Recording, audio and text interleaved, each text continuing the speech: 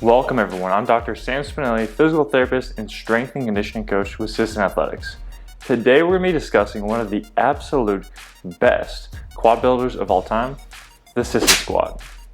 In particular, we're going to discuss why the Sissy Squat is awesome, why it's not dangerous, and go through a progression so you can crush Sissy Squats. Real quickly, if you can hit that like button down below, it helps us out a lot. And make sure to subscribe so that you don't miss any of our upcoming videos. Alright, let's talk about building some strong quads. Normally when people think of building their quads, exercises like the classic back or front squat comes to mind. While these exercises can definitely be effective at building the quads, they come with a few main disadvantages. Number one, they don't effectively target the rectus femoris. Your quads are made up of four primary muscles: the vastus medialis, the vastus intermedius, the vastus lateralis, and the rectus femoris. The vastus brothers all originate on your femur and then insert into your kneecap through the quadriceps tendon. When a muscle contracts, it shortens. The 2 points come closer together. This means that for the vastus brothers, they have one primary function: to extend the knee. In contrast, your rectus femoris originates up on the front of your pelvis, crossing your hip and then coming down and inserting along with your vastus muscles into the kneecap. Because of this different origination, it functions slightly differently. While it does extend the knee, it doesn't do it well while the hip joint is going through motion. There are numerous studies showing that the rectus femoris doesn't have high activation during squats, and when tracked over long periods of time, it doesn't appear to hypertrophy very well from just a squat program. On the other hand, when we do movements where the hip doesn't go through motion and the knee is extending, it does get worked more effectively, such as in leg extensions. Adding to that even more, since the rectus femoris crosses the front of the hip, it also does hip flexion. So if we can find a way to do both leg extension and hip flexion at the same time, we're going to be maximally challenging the quadricep muscles. Enter the Sissy Squat.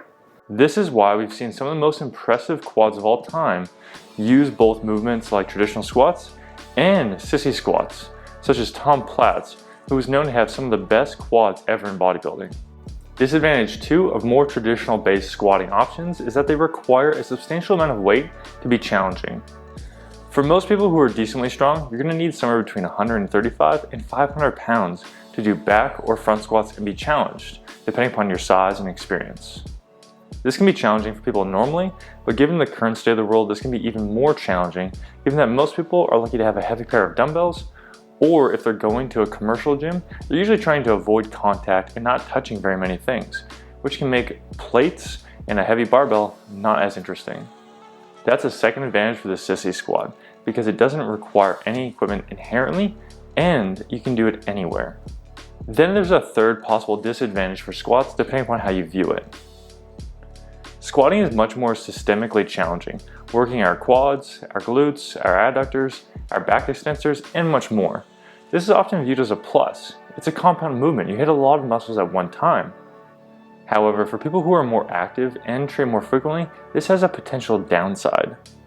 For people training deadlifts, squats, lunges, etc., they could have a lot of overlap where certain muscles may limit performance in some movements and also not necessarily maximally hit any other muscles individually.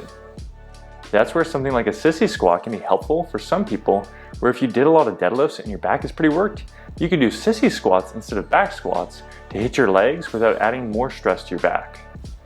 Now, a lot of people are going to talk about how the Sissy Squat is bad for your knees. It's totally fair that for some people, the Sissy Squat might be painful, particularly on the front side of their knee. Anytime we do some sort of a knee extension based movement, we're going to inherently have an increased demand on the knee. But that isn't necessarily a bad thing. In fact, we have tons and tons of research examining leg extensions and showing how they're not only effective for building the quads, but they're safe and no more at risk of causing an injury than any other exercise. Obviously, if you aren't physically prepared to do them, or you rush into loading them too quickly or doing too many of them too fast, you are going to be in a position where you could hurt yourself. But that's not different than any other movement. A similar exercise is the reverse Nordic, which we'll discuss in our progression, and it's been gaining a lot of praise in the injury prevention world for being an incredible exercise for reducing injuries to the hip and knee. So hopefully that helps to give you an explanation as to why it's not dangerous. We'll put some additional videos and links in the description box down below that breaks down this myth even further. Now, let's get into progression for the Sissy Squat. They're not a novice movement, so if you haven't been training your quads to a high degree, challenging yourself to really use them in other movements like squats, you might find that you're not prepared to do them just yet, and that's where this progression really comes in. The first movement in our progression is going to be the heels elevated squat. Here you're going to perform the standard bodyweight squat, but with your heels elevated, which will encourage you to have a more upright torso and your knees travel more forward. You could also start to add in some load to the movement, whether that be a dumbbell or a backpack if you're training at home. If you want to start to progress it further, start moving your feet closer together, as this will encourage your knee to go even more forward. Our next progression is to stick with the narrow heels elevated squat, but as you come up from the bottom, start to extend your hips and lean back. This will be a gradual progression towards the movement. From here, you should be ready to start to work towards the more traditional movement, which takes us to our next progression, the reverse Nordic. For this movement, we're going to go to our knees, get tall, and then you're going to start to sit back. You can initially begin by going through a progression just like we did before with the heels elevated squat.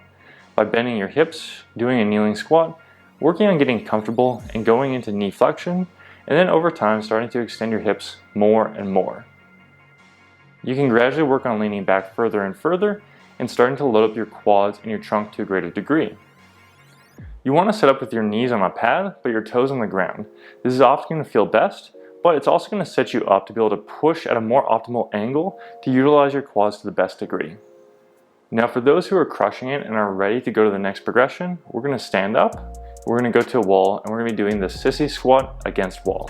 This does a few things. Number one, it gives us more stability by having our hands placed on the wall and reduces the balance demand. Two, it reduces the leaning back aspect because now you're mostly just letting your knees travel forward and mostly keeping your arms in place and not leaning back as significantly as we will in the further progression. And three, it allows you to play around more with how extended your hips are. So you can start off with your arms on the wall, bend your knees, and let your knees travel forward. If you find that you're not quite ready for this, try letting your hips bend and then gradually extending them as you get stronger with the movement. Once you're good with this, now it's time to progress to the hand-supported Sissy Squat. This transitions away from facing the wall and now goes to a more freestanding option. That way you're able to have more ability to lean back into the movement and let your knees travel more forward. If you're at a gym, you could hold onto a squat rack, a Smith machine, or something else sturdy that will allow you to move appropriately.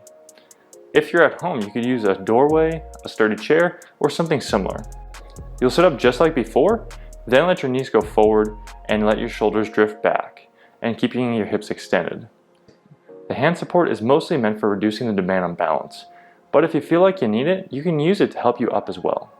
We usually recommend that people just stick with the hand supported option, as it's going to be the best way that we can realistically do the full movement and progressively load it over time. But for individuals who want to take it to the next level, we have the freestanding Sissy Squat. This is an incredible movement, but it has a high demand on control. For most people, the degree of control exceeds their ability to load it up significantly, which is going to be more valuable for most people. You'll often see people struggling with the balance aspect, falling forward, falling backwards, and then not really able to progressively load it. That's why we generally stick with the hand-supported option. So that's our Sissy Squat progression. That should help take you from not being able to do any significant knee forward motion to now crushing the Sissy Squat. You may find that you need to do just one option for a few weeks to a few months and then gradually work your way up over time, but you'll be able to increase the resilience of your knees, develop stronger quads, and have a generally stronger lower body. Take your time, work through it, and progress. In an upcoming video, we're going to go through different variations of the Sissy Squat. So make sure you subscribe and see when it comes out. If you can hit that like button down below, it helps us out a ton.